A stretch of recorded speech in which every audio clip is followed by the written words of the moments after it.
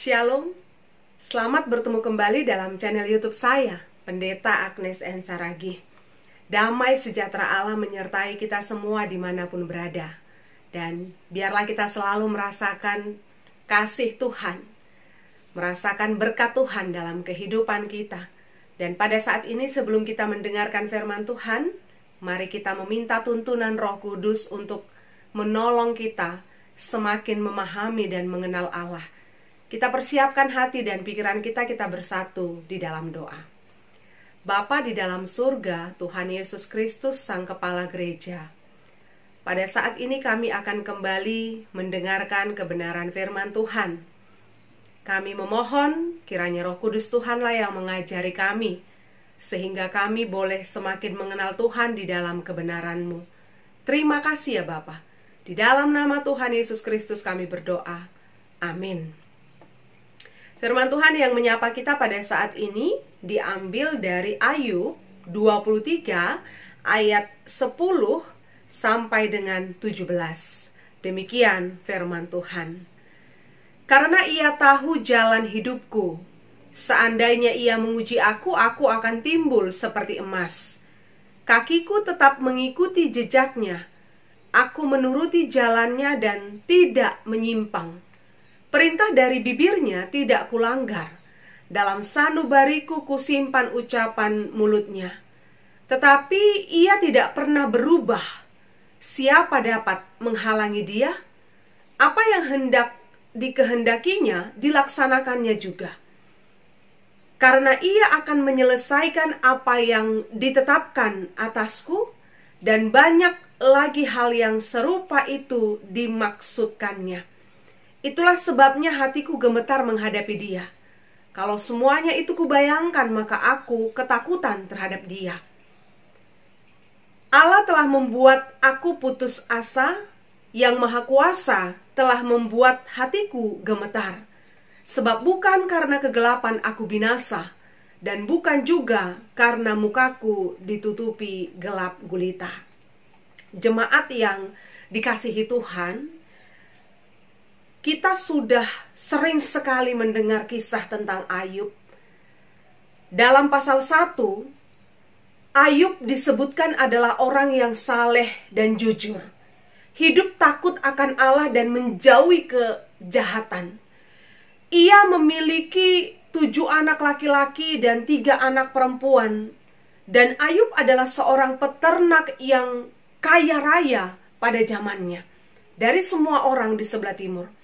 Kekayaannya berlimpah dengan ribuan ternak. Ada 7.000 ekor kambing domba, 3.000 ekor unta, 500 pasang lembu, 500 keledai betina, dan budak-budak yang melayaninya.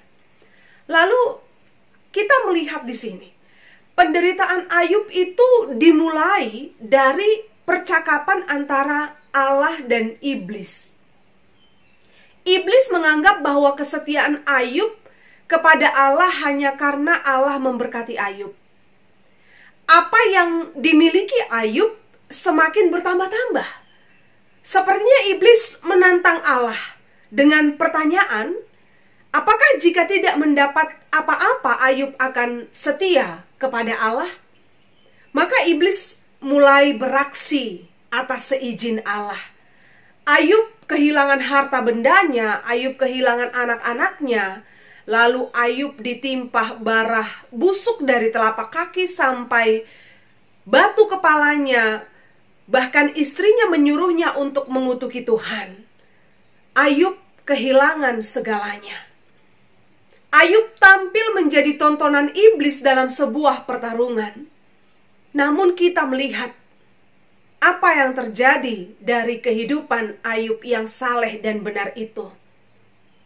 Dia tetap di dalam kesalehannya. Karena apa? Karena kekuatan dalam hidup Ayub bukan terletak pada apa yang ada di luar dirinya. Kekuatan dalam hidup Ayub itu terletak dari apa yang ada dalam dirinya, yaitu Allah. Ada Allah dalam hidup Ayub. Lalu kita melihat di sini, apa yang ingin firman Tuhan sampaikan melalui teks firman Tuhan dari Ayub 23 ayat 10 sampai dengan 17 ini. Yang pertama saya mengutip kalimat, ia tahu jalan hidupku, pada ayat 10.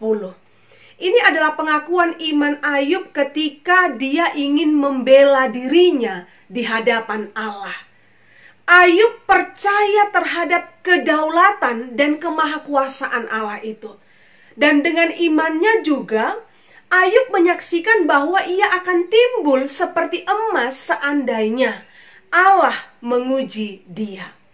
Ini sepertinya Ayub paham bagaimana proses pemurnian emas itu ya. Proses pemurnian emas itu terjadi dalam api yang memiliki tingkat panas yang sangat tinggi. Bahkan proses ini tidak terjadi sekali tetapi akan diulang-ulang sampai emas itu terlihat kemurniannya. Tentu proses ini tidaklah mudah. Namun ketidakmudahan dalam proses ini justru menghasilkan emas murni yang sangat indah dan cemerlang. Dan sangat mungkin sekali Ayub meyakini bahwa ia sedang berada dalam pemurnian iman. Ia bergumul, mengapa Tuhan menghadirkan penderitaan di dalam hidupnya? Ia bertanya-tanya kepada Tuhan atas apa yang sedang dia alami pada saat itu.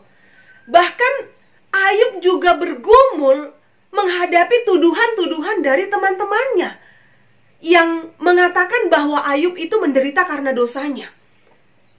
Karena pada saat itu memang penderitaan itu dipahami sebagai konsekuensi atas kejahatan yang sudah dilakukan. Namun dari hal ini kita melihat Ayub tetap berkeyakinan bahwa dia tidak melakukan kesalahan apapun di hadapan Allah. Ayub percaya tidak ada satu tindakan kejahatan yang dapat menjadi alasan Tuhan untuk menghukum dia melalui penderitaan. Dan Ayub memilih untuk tetap percaya bahwa Allah adalah Allah yang berkuasa atas segalanya. Allah adalah Allah yang berdaulat atas segala yang terjadi. Walaupun pada saat itu dia sedang bertanya-tanya kepada Tuhan atas apa yang sedang dihadapinya. Nah, dalam hal ini kita juga melihat pada ayat 11 sampai dengan ayat 12. Kakiku tetap mengikuti jejaknya. Aku menuruti jalannya dan tidak menyimpang.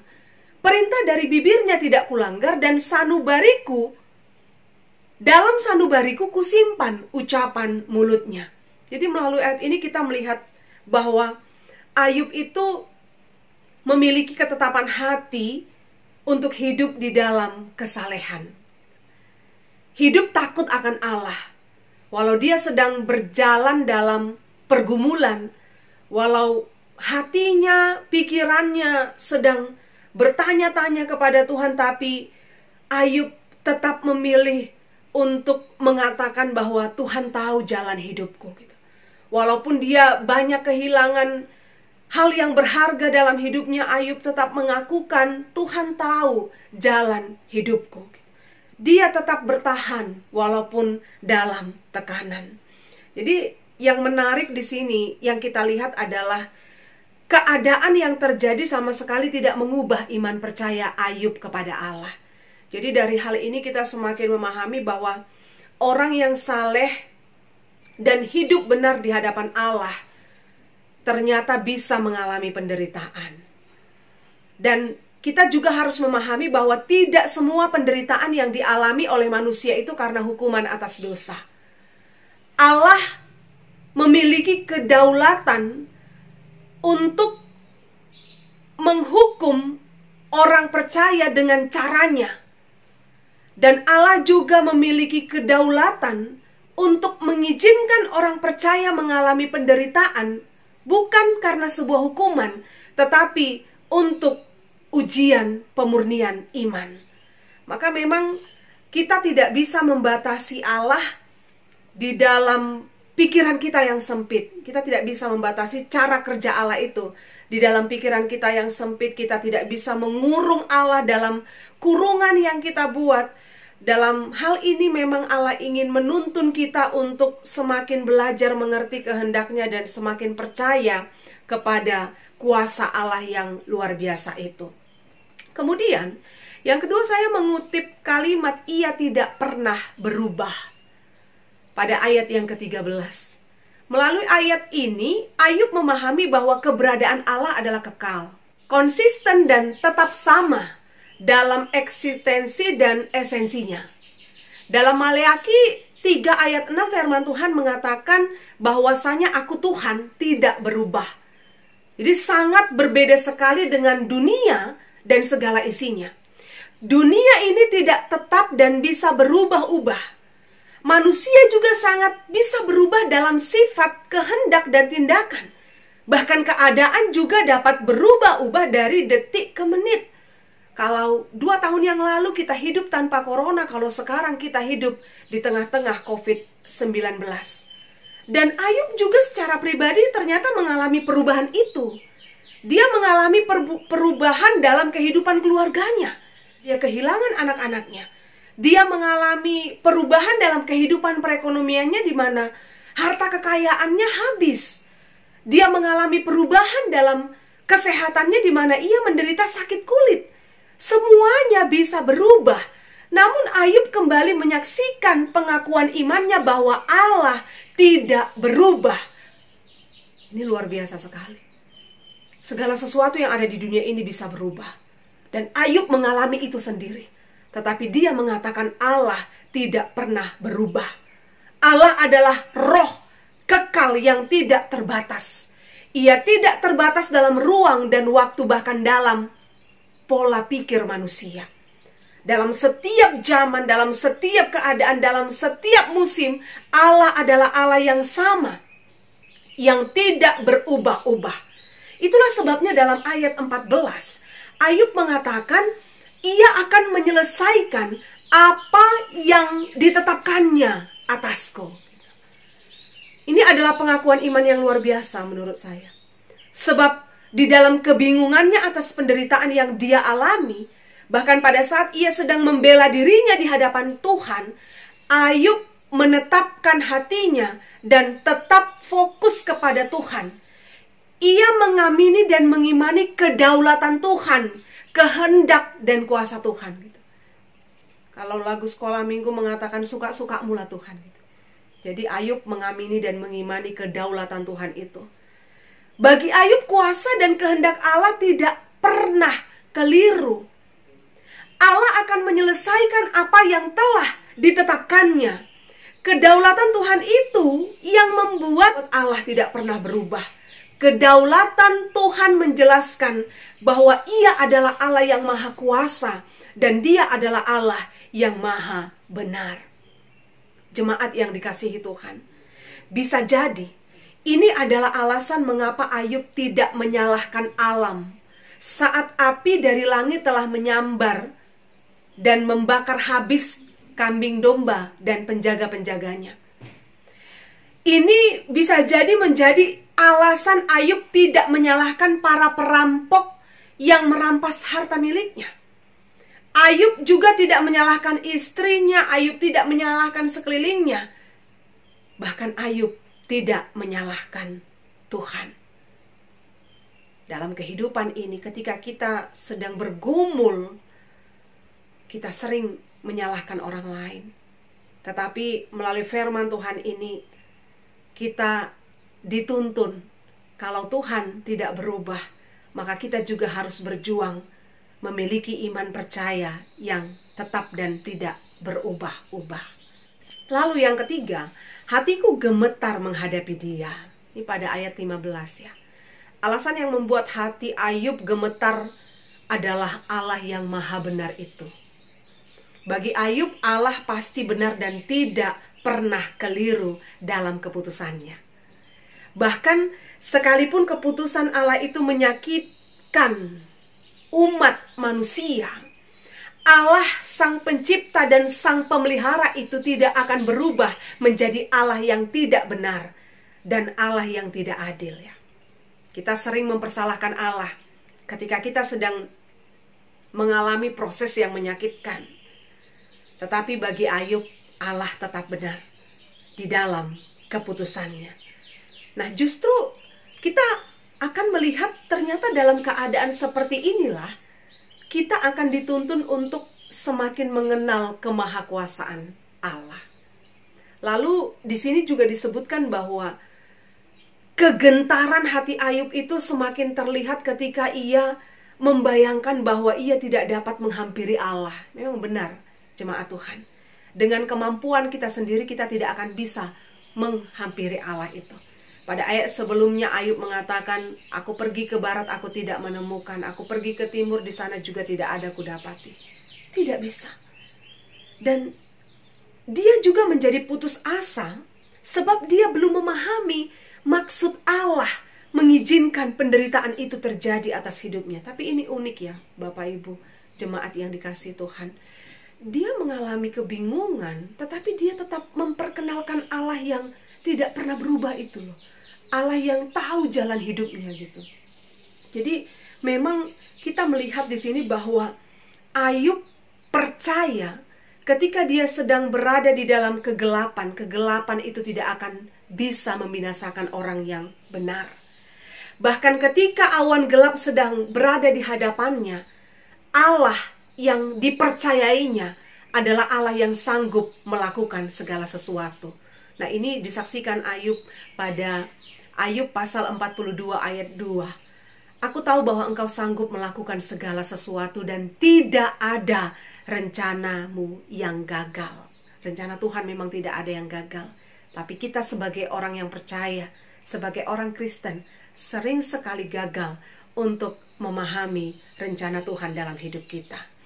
Jadi jemaat yang dikasihi Tuhan, sekalipun orang benar melewati banyak ujian, sekalipun orang benar tidak seutuhnya memahami setiap apa yang terjadi dalam hidupnya, bagian yang terpenting dalam penderitaan adalah bertahan di dalam iman. Bagian yang terpenting dalam ujian adalah bertahan di dalam iman, semakin mengenal kedaulatan Allah di dalam ketetapan dan keputusannya. Jemaat yang dikasihi Tuhan, topik mingguan dalam minggu ini adalah Tuhan tidak pernah berubah. Mari kita sama-sama katakan, Tuhan tidak pernah berubah. Amin, terpujilah Tuhan. Kalimat itu juga yang disaksikan Ayub dalam teks firman Tuhan pada saat ini. Agar kita semakin meyakini dan mengimani bahwa Allah tetap sama dulu, sekarang, dan sampai selama-lamanya. Dunia bisa berubah. Bumi ini pun demikian. Bahkan keadaan yang kita hadapi pun tidak sama tahun lalu dengan sekarang, esok dengan hari ini.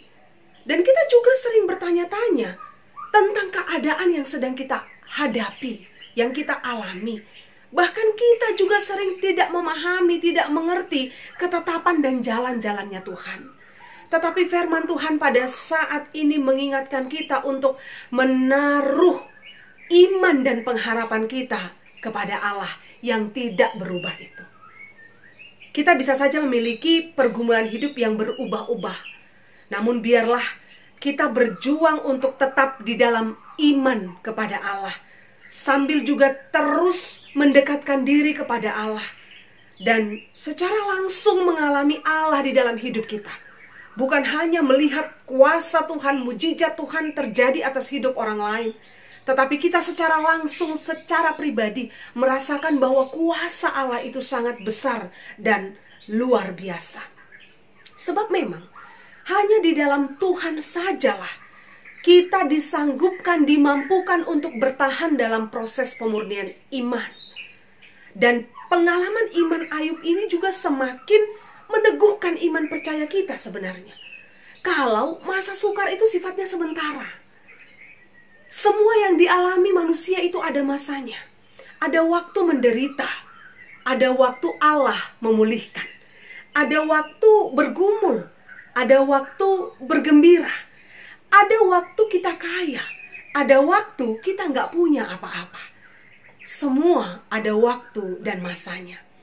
Namun firman Tuhan menyadarkan kita kembali. Semua yang terjadi dalam hidup ini ada dalam pengawasan Allah yang tidak berubah dan tidak terkurung dalam ruang dan waktu, dalam pikiran-pikiran manusia. Allah yang memulihkan keadaan Ayub adalah Allah yang kita sembah dan kita percayai pada saat ini. Kuasa dan kebesarannya tetap sama dari dulu, sekarang, dan selamanya. Amin. Kita bersatu di dalam doa. Terima kasih ya Tuhan untuk firman yang sudah kami dengarkan pada saat ini. Kami sungguh memahami di dalam keterbatasan kami menyampaikan maupun mendengarkan firman Tuhan. Tuhan tidak akan membiarkan kami terus-menerus di dalam ketidaktahuan. Tetapi Roh Kudus akan mengajari kami untuk semakin mengerti firman Tuhan, kehendak Tuhan di dalam kehidupan kami, bahkan kehidupan jemaat Tuhan. Kami berdoa ya Bapa, biarlah kuasa Tuhan juga terus menyertai kehidupan orang-orang yang percaya, orang-orang yang berjuang di dalam iman, orang-orang yang berjuang untuk menemukan Tuhan dalam kehidupan mereka. Biarlah kiranya berkat Tuhan juga mengalir atas kehidupan mereka, sehingga kami boleh memperkenalkan Tuhan melalui keadaan yang sedang kami hadapi atau apapun yang sedang terjadi atas hidup kami. Terima kasih ya Bapa. Inilah doa dan permohonan kami. Di dalam nama Tuhan Yesus Kristus kami berdoa. Amin. Shalom bagi kita semua. Semangat beriman. Teruslah berjuang di dalam Tuhan. Tuhan Yesus memberkati.